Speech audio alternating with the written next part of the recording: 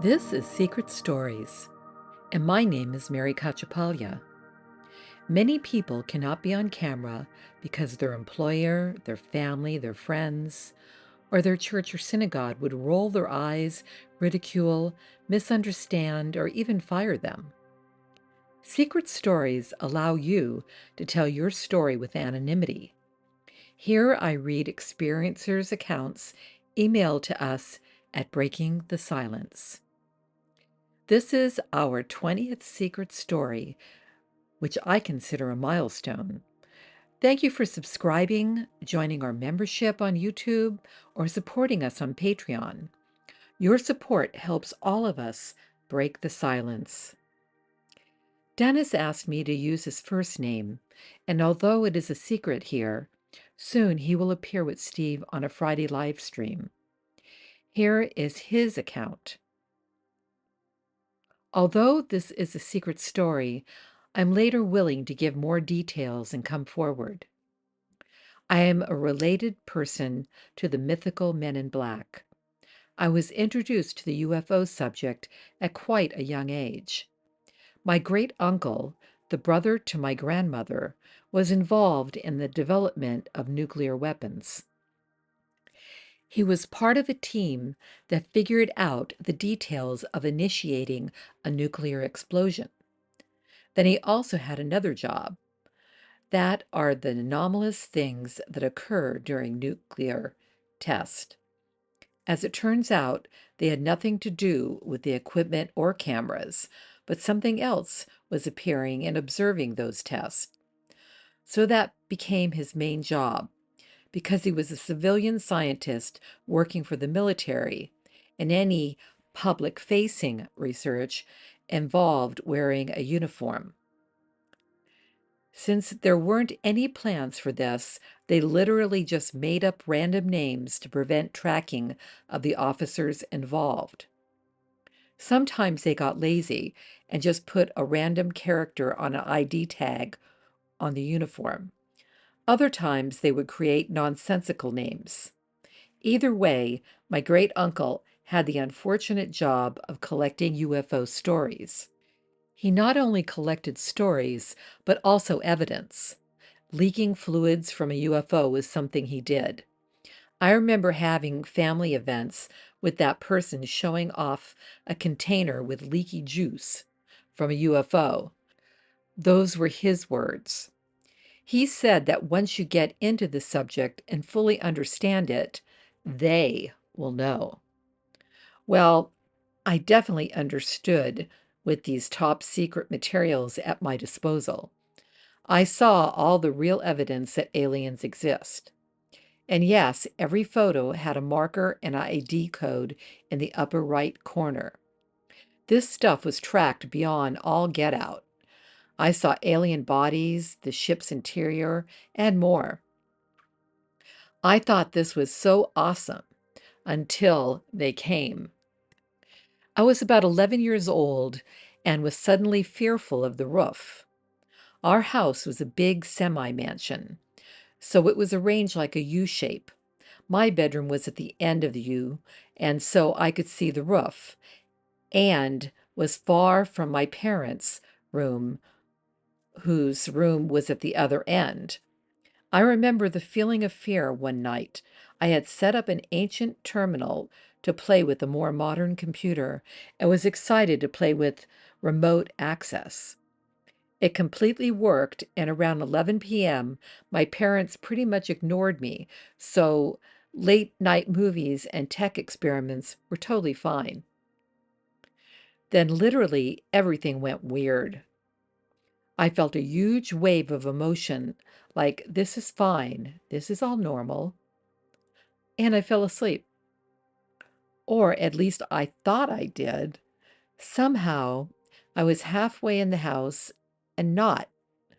My feet were on my pillow, but the rest of me was outside the house. Somehow, I was through the wall, and on the other side was a scary machine. It looked like a technological version of a fabric loom. Thousands of wires or needles. Then I heard the voice in my head. It won't hurt. We just need to fix a few things. Without warning, a large amount of needles went through my head. I could feel them going through my skull into my brain. After a while, I heard, "That'll fix it." I woke up the next morning and went to school. I pretty much nailed an A plus on every class since that happened. This was one of many experiences, but that is how it started. I wasn't willing to accept that it was alien right away, because although I had direct knowledge of their existence, it was simply too hard to accept. Maybe it was something within me that was creating these experiences, a mental condition, or perhaps some sort of hallucination based upon what I knew. I am a Generation X person, so going out at night alone with friends was common occurrence, usually kids from the neighborhood.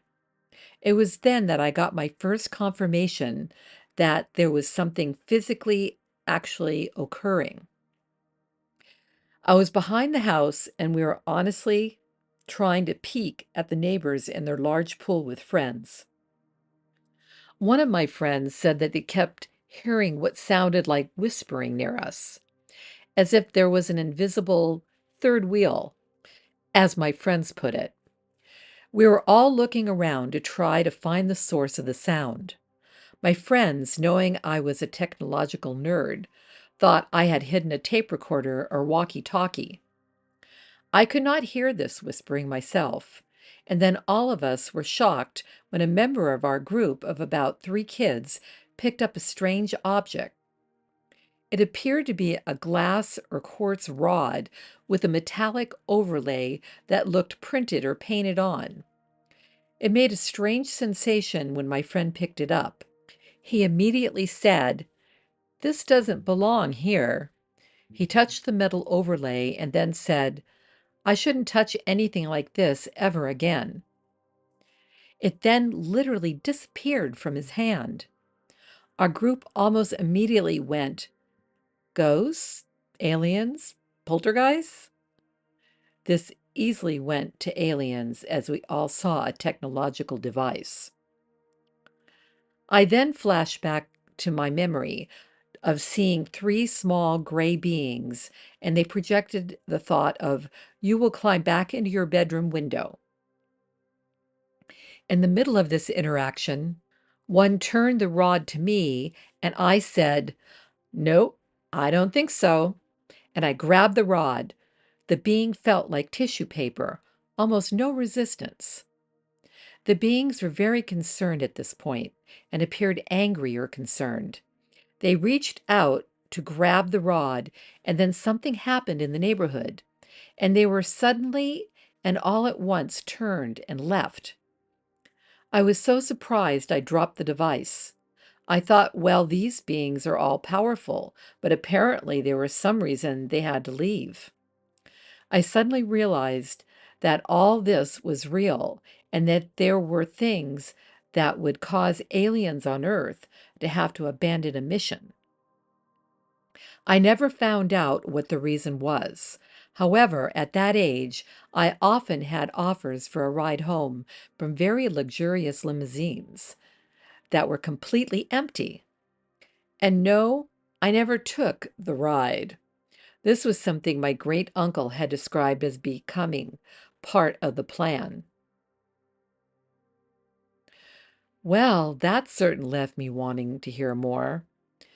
Thank you, Dennis. And thank you for sharing your accounts with us. It takes guts to share your account, and when you feel ready, I will share your story for you.